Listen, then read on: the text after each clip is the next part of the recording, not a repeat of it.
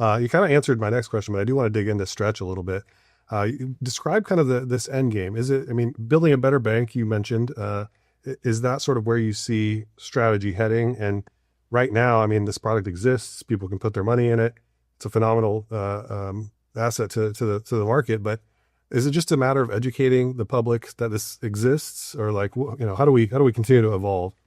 Yeah, well, I think the end game is we accumulate $1 trillion worth of Bitcoin and then we grow it 20, 30, Bitcoin appreciates 21% a year in 21 years.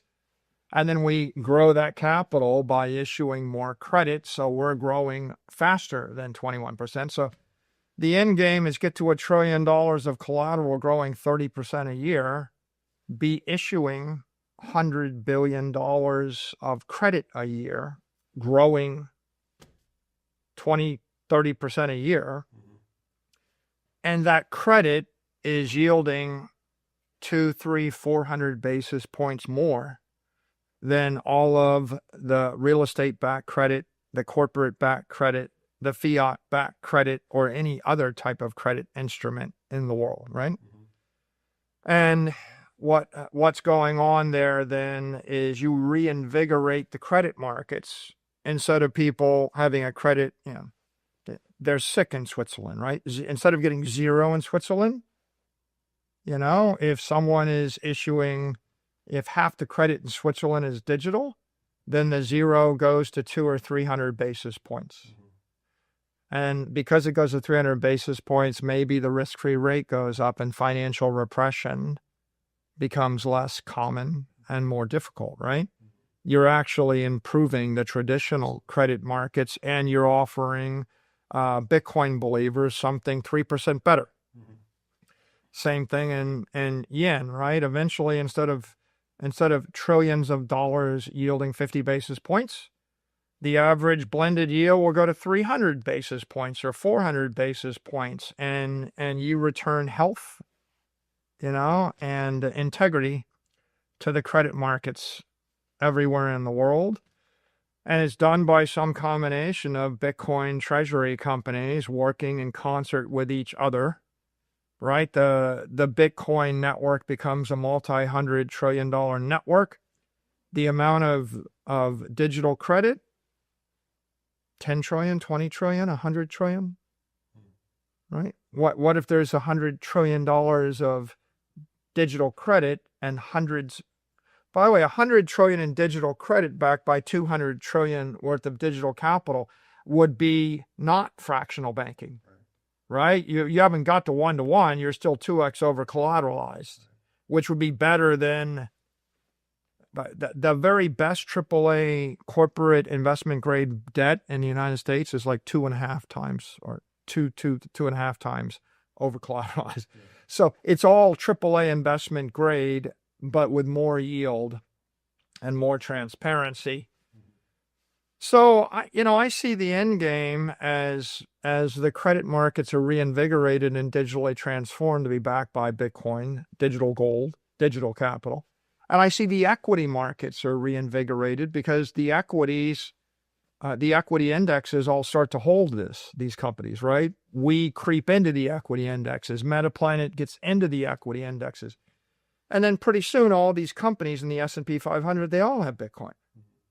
And if all these companies have Bitcoin, then the S&P index is substantially got a component of Bitcoin, and Bitcoin's going up 21% a year, right? So companies get healthier, credit gets less risky, yields, your savings account doesn't give you 0% in Switzerland or half a percent in Japan or 2% in Europe or 1. It gives you 6, 7, 8, 10, right? So I think I think the 20th century banking networks get transformed. The 20th century credit networks get transformed. The 20th century equity capital markets get transformed. Bitcoin becomes the foundation of the 21st century digital credit, digital equity, digital banking, digital capital, digital economy.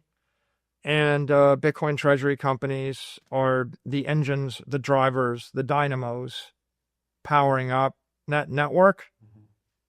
And, you know, the experimentation is extraordinary. There's a Cambrian explosion of ideas. You know, the way you do it in South America is different than the way you do it in North America. And at some point, Bitcoin will find its way on the balance sheet of insurance companies, and it'll find its way on the balance sheet of actual banks and tech companies. And, you know, and if you start to reimagine insurance, you know, powered by Bitcoin, it's a different world, Right. better insurance. And reimagining bank accounts powered by Bitcoin. What happens when your bank offers you a money market that's not fiat powered? Because the fiat powered money market would pay you 420 basis points right now, but a Bitcoin powered money market would pay you 10.2%, 1,020 basis points right now.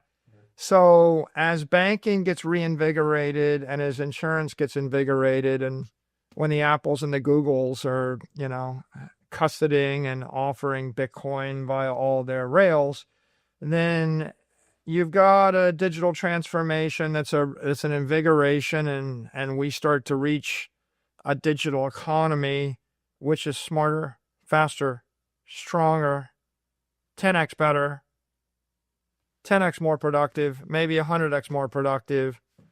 And the people that are in that economy win. And the people that are blocked from that economy look like the North Koreans where their lights go out at night. You know, they get locked off the power grid.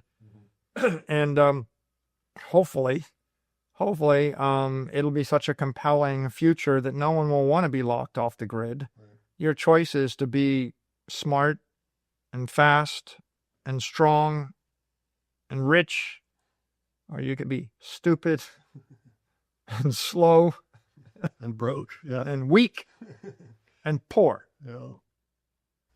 So do you anticipate in that sort of future strategy being in a position where you might extend Bitcoin credit to institutions, distressed institutions or sovereigns some point in the future?